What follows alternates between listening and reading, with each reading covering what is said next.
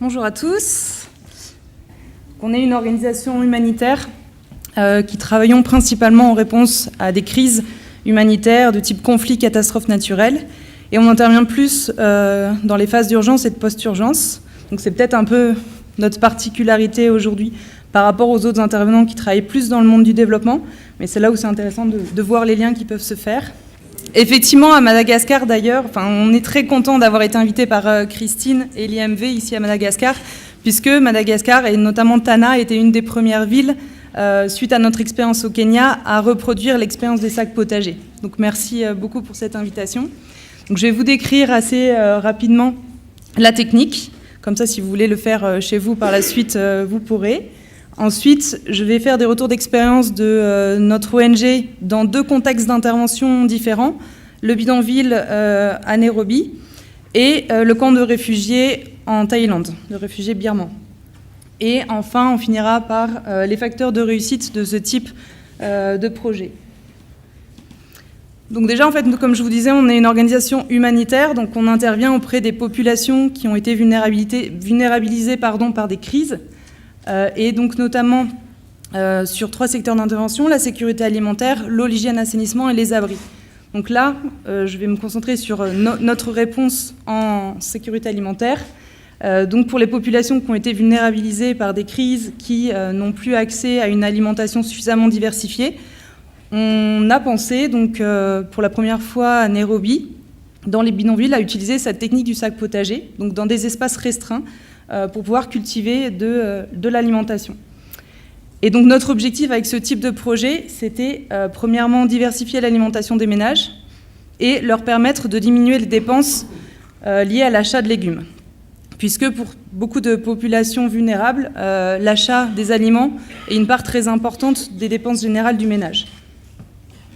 Et dans un deuxième temps, si les gens peuvent aussi dégager du revenu de l'utilisation des sacs potagers, c'est un autre impact positif. Mais dans un premier temps, ce sont ça les objectifs, l'autoproduction alimentaire, pour la partie légumes. Donc pourquoi la technique du sac potager ? Donc comme je disais, c'est on cherchait à produire dans des espaces restreints. Donc là, pour vous donner un peu l'équivalent, vous avez donc un sac d'une centaine de kilos, ça vous prend l'espace de 1 mètre carré au sol, qui est l'équivalent en termes de production de 4,4 mètres carrés en pleine terre. Donc environ 30 à 40 plants. Et là, je précise, on parle principalement de légumes-feuilles. En fait, le sac potager est vraiment très adapté aux légumes-feuilles. Sur le dessus du sac, on peut éventuellement faire pousser des légumes-fruits de type tomates, mais sur les côtés, ce qui est le plus adapté, ce qui pousse le mieux, ce sont les légumes-feuilles. Donc de type épinards, le chou sauvage, comme on voit là, le kale, blettes, la moutarde, etc. C'est une technologie qui est peu coûteuse et facilement réplicable, parce que nous, ce qu'on voulait, en fait, c'est que les gens puissent reproduire en ayant accès aux intrants facilement et à faible coût. Et c'est facilement réplicable, parce que voilà, vous allez le voir après, je vais vous montrer comment on fait un sac potager. Voilà. Et c'est aussi également économe en eau d'irrigation, donc on a calculé qu'environ on économisait 60% en termes d'utilisation d'eau d'irrigation dans un sac par rapport à un potager en pleine terre. Voilà, c'est à peu près, donc c'est en moyenne, ça dépend des climats, ça dépend de la qualité de la terre, mais en moyenne, on a calculé 5 litres d'eau par jour pour un sac, contrairement à 15 à 25 litres d'eau par jour pour irriguer un potager en pleine terre. Donc, les ingrédients du sac potager, tout d'abord un sac. Donc nous, on conseille plutôt des sacs d'une centaine de kilos, donc c'est les sacs de type sac alimentaire, sac de riz, qu'on trouve assez facilement dans les zones où on travaille. Et ça permet de donc planter 30 à 40 plants. Évidemment, on peut utiliser des sacs un peu plus petits, voire des sacs aussi plus grands. Il y a apparemment des sacs de 250 kg qui sont utilisés, de ce qu'on me disait. Mais voilà, nous, nos projets, on conseille 100 kg, et dans 100 kg, on va mettre environ 50 kg de terre. Donc là, on essaye d'avoir de la terre de qualité et saine, comme on a pu le voir dans les interventions précédentes, c'est un aspect important. 25 kg de fertilisant, donc ça peut être du fumier, du compost, qui provient de déchets organiques urbains, ou des élevages urbains aussi, comme on l'a vu dans d'autres présentations. 15 kg de pierres, peut-être ceux qui ne connaissent pas vont se dire, mais pourquoi des pierres ? On va le voir juste après. Et un tuyau ou une bouteille en plastique coupée aux 2 extrémités. Et donc la recette, avec ces ingrédients, c'est tout d'abord, donc étape 1, en fait, vous mettez au fond du sac à peu près 10 à 15 cm une couche de pierre qui va vous permettre en fait de drainer l'eau en excès et éventuellement d'avoir une réserve d'eau si le sac s'assèche. Ça permet aussi de stabiliser le sac. Et ensuite, si vous voyez l'étape 2, on prend son tuyau ou sa bouteille d'eau en plastique qu'on remplit de cailloux. Et tout autour de cette colonne, on va mélanger la terre et le fumier. Et on va le tasser et on va monter en fait au fur et à mesure jusqu'en haut du sac pour avoir donc une colonne de pierre au centre entourée d'un mélange de terre et de fumier. Et donc cette colonne de pierre permet en fait de drainer l'eau d'irrigation et de la répartir bien dans le sac, dans toute la totalité du sac. Étape 4, on fait des trous tout autour du sac, environ 15 cm de distance. Et voilà, l'étape 5, on prend les plants produits en pépinière ou produits chez soi et on repique dans les trous, donc sur les côtés du sac et au-dessus. D'où l'agriculture verticale, on utilise vraiment l'espace vertical qui est disponible sur le sac. Et bien sûr, étape 6, on entretient jusqu'à la production. Alors, je ne vais pas vous parler de toutes ces expériences-là, mais voilà, c'était pour vous donner un peu une idée de tous les contextes dans lesquels on a mis en place ce projet de sac potager auprès de populations dont on avait ciblé en fait la vulnérabilité à l'insécurité alimentaire. Et en fait, il y a deux grands types de contextes dans lesquels on a mis en place. C'est dans des bidonvilles, donc au Kenya, au Soudan du Sud, en Haïti, et aussi dans des camps de réfugiés ou de déplacés, en Thaïlande, en Somalie, en Birmanie, au Cameroun. Et on est en train de développer de nouveaux projets d'agriculture urbaine avec les sacs potagers en Syrie, en Afghanistan et au Liban, auprès de populations déplacées et réfugiées. Donc vous voyez qu'on est vraiment... Nous, on travaille avec des populations bien spécifiques. Donc voilà, je vais vous parler plus précisément de deux expériences, donc celle du Kenya, qui est notre première expérience, et celle de Thaïlande. Donc au Kenya, là on a touché pas mal de bénéficiaires. Donc, on a travaillé principalement dans le bidonville de Kibera. Je ne sais pas si, pour ceux qui connaissent, en fait, c'est un des plus grands bidonvilles d'Afrique. Il y a estimé 1 million d'habitants. J'ai lu que c'était presque 400 000 habitants au kilomètre carré. Au mètre carré, pardon. Non, au kilomètre carré. Au mètre carré, ça serait un peu difficile, quand même. Voilà. Donc, une densité démographique très, très importante. Et d'où en fait l'intérêt de faire ces sacs potagers, d'autant plus que en fait on était en 2008 dans un contexte de violence post-électorale où les prix alimentaires avaient vraiment augmenté de presque 200% en termes d'inflation. Et du coup, les gens ne pouvaient plus en fait s'acheter de légumes, c'était trop cher, donc d'où l'utilité de les produire soi-même. Et en plus, dans les bidonvilles, on est auprès de populations qui viennent du milieu rural, donc qui connaissent déjà l'agriculture. Donc c'était vraiment adapté. Et ça a vraiment très bien pris. Et c'est ça qui nous a aussi donné l'envie de le tester dans d'autres contextes. En fait, même les gens qui n'étaient pas bénéficiaires du projet ont reproduit la technique chez eux. Et moi, je me suis rendue sur place il n'y a pas très longtemps. 4 ans après la fin du projet, on voit encore des sacs potagers dans les bidonvilles de Nairobi. Donc c'est que vraiment, il y a eu un impact positif. On a calculé donc à peu près 6 sacs potagers par famille peut permettre de consommer des légumes pour la famille pour 1 repas par jour pendant toute l'année. On a mesuré également que les économies, parce que comme je vous disais, c'était un de nos objectifs, que les gens en fait dépensent moins sur les dépenses alimentaires. On a calculé qu'il y avait une économie d'environ $20 par mois. Donc pour vous donner un ordre d'idée, le loyer dans le bidonville est de $10 par mois. C'est quand même le double en termes d'économie. Et les pépinières associatives en fait ont très bien marché, c'est-à-dire ça a été un des succès aussi du projet. On s'appuyait sur des mobilisateurs communautaires formés en association qui ont, en plus de produire les plants qui ont permis aux gens de faire les sacs potagers, ont fait des formations, de la sensibilisation, des démonstrations dans la pépinière, donc en faisant venir les gens du quartier et pour promouvoir en fait la technique. Voilà, on a eu également des défis, évidemment. Parfois, l'eau était payante. Donc, effectivement, c'est quand même un investissement pour les gens de payer l'eau d'irrigation. La qualité de la terre. Dans certains endroits, les gens allaient chercher de la terre près de décharges ou dans des ravines polluées. Donc, on essayait de sensibiliser, mais c'est vrai que ça, voilà, on l'a vu, un des obstacles de l'agriculture urbaine. L'insuffisance de compost, parfois. Et le vol ou destruction des légumes, en fait. Vous voyez, les sacs en fait sont le long des maisons dans les ruelles du bidonville. Et donc les enfants passent, ils jouent, ça s'arrache, ou alors les poules, donc il y a pas mal de destruction comme ça, et des vols, parce que voilà, les gens ont faim, et la nuit, certains sacs se sont fait piller à certains moments. Donc voilà. Voilà pour notre expérience au Kenya. Et concernant, donc, suite à ce succès au Kenya, on s'est dit, voilà, l'agriculture dans des espaces restreints, où est-ce qu'on pourrait en faire ailleurs ? Dans les camps de réfugiés ou de déplacés. Donc, pour ceux qui sont familiers avec ce type de contexte, ce sont des populations en fait, donc, qui ont le statut de réfugiés, qui vont recevoir une aide alimentaire, mais qui est souvent composée d'aliments de base, de la farine, de l'huile, etc., mais pas de produits frais. C'est difficile en termes d'assistance humanitaire d'apporter régulièrement tous les jours des légumes, de la viande, des œufs, etc. Donc d'où l'intérêt de faire que ces ménages puissent produire des produits frais, tels que les légumes, pour compléter en fait cette ration alimentaire qu'ils reçoivent tous les jours. Également, c'était une façon aussi pour ces personnes qui en fait ont tout perdu, n'ont plus accès à l'emploi, d'avoir une occupation quotidienne, de pouvoir s'occuper voilà, de quelques sacs potagers, sachant que souvent ce sont des populations aussi d'origine agricole, comme au Kenya. Donc voilà, ils ne perdent pas ce lien avec la terre qu'ils avaient là d'où ils venaient, dans leur lieu d'origine. Par contre, voilà, on a fait vraiment une petite échelle par rapport au Kenya. Là, on est à 350 ménages avec qui on a travaillé, puisque justement, c'était un peu un pilote, un test pour voir si ça pouvait marcher dans le contexte de camps de réfugiés.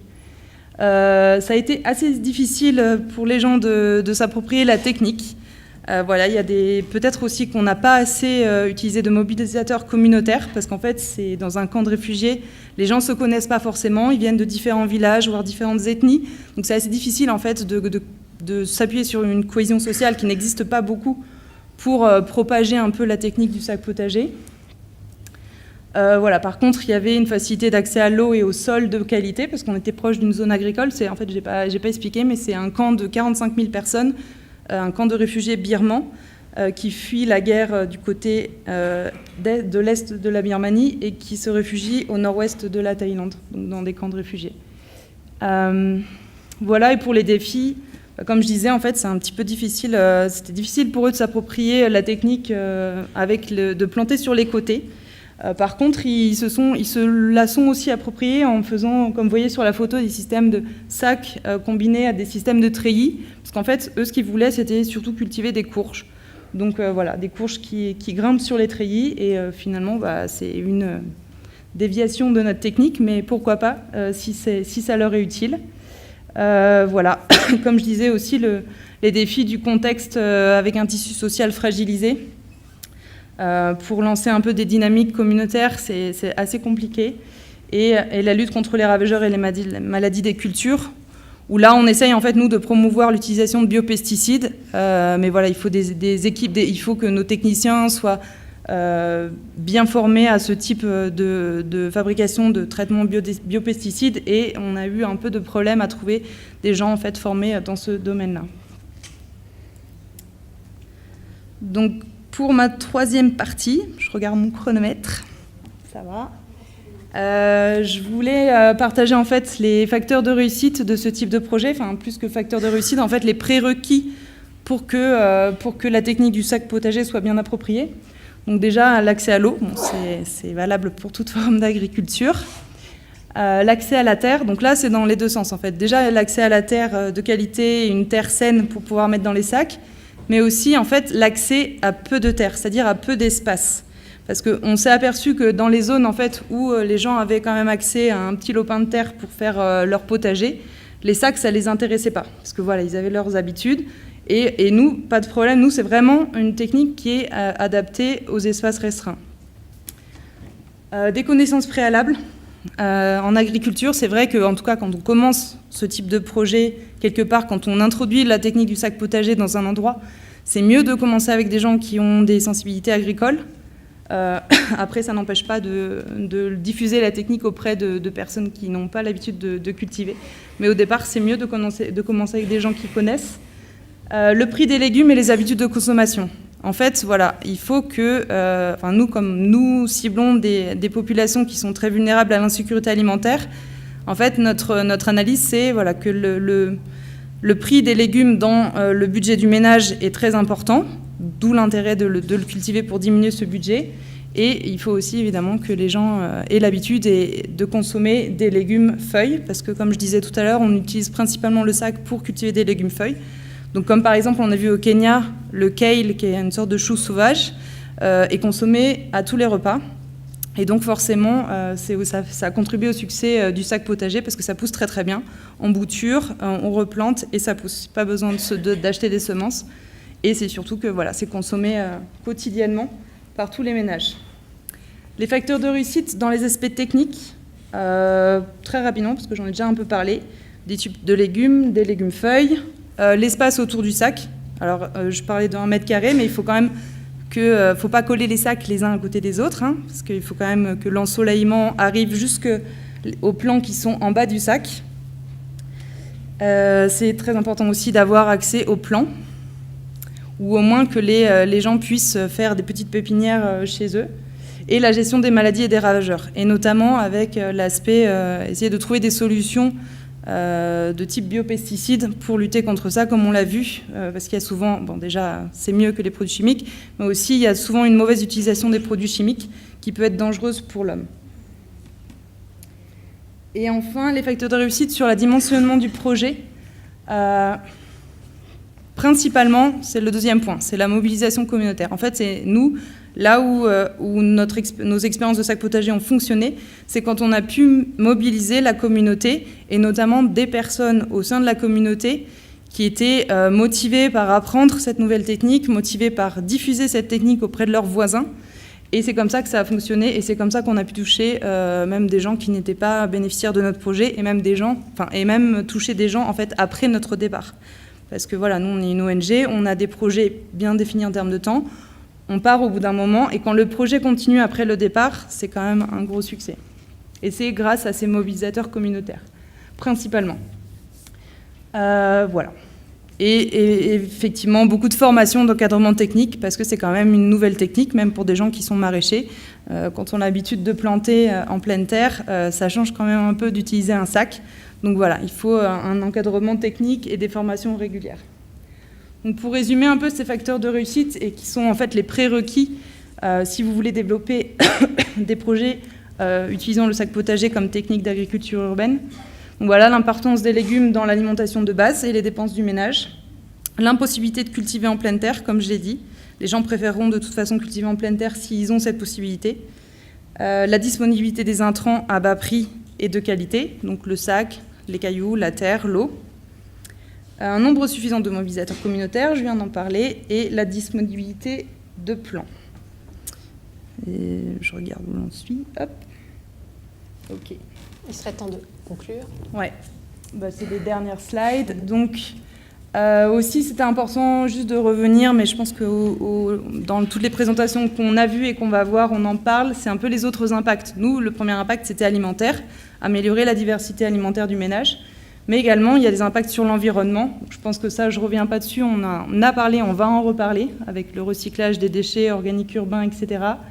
Mais je voulais insister un peu plus sur l'impact social, où en fait, ça permet aussi d'améliorer la cohésion sociale, et notamment nous, dans les milieux où on travaille, comme je disais, contexte par exemple de camps de réfugiés ou de déplacés, où le tissu social a été fragilisé. Ça peut permettre d'améliorer un peu cette cohésion. Et aussi, ça valorise en fait des endroits qui sont habituellement marginalisés, que ce soit les bidonvilles ou les camps de réfugiés. Le fait de voir qu'ils deviennent verts, voilà, avec des sacs et de la verdure. Par exemple, à Nairobi, dans le bidonville de Kibera et dans les autres où on a travaillé, les autorités locales, le ministère de l'Agriculture kényan a fait des visites régulièrement, en fait, et donc ça valorise aussi des espaces qui sont habituellement plutôt marginalisés, parce que ce sont les populations les plus pauvres qui y habitent, parce que c'est sale, etc., enfin, tous les clichés. Et voilà, ça permet de valoriser. Et l'impact psychosocial aussi, parce que comme je disais, on travaille avec des populations qui ont tout perdu, qui ont perdu leur source de revenus principale. Donc ça permet aussi une occupation. Si vous voulez en savoir plus, il y a ce petit manuel sur le sac potager qu'on a produit en fin d'année dernière, en fait, qui est un peu l'aboutissement de l'analyse de tous nos différents projets dans tous les pays que je vous ai présentés tout à l'heure, qui est téléchargeable donc, sur notre site solidarité.org. Et voilà, je vais m'arrêter là. Merci Julie. Merci pour cette présentation du sac potager qui fait écho à des expériences ici à Madagascar, en Tananarive, et puis visiblement dans de nombreux pays, puisque vous êtes nombreux à connaître cette technique.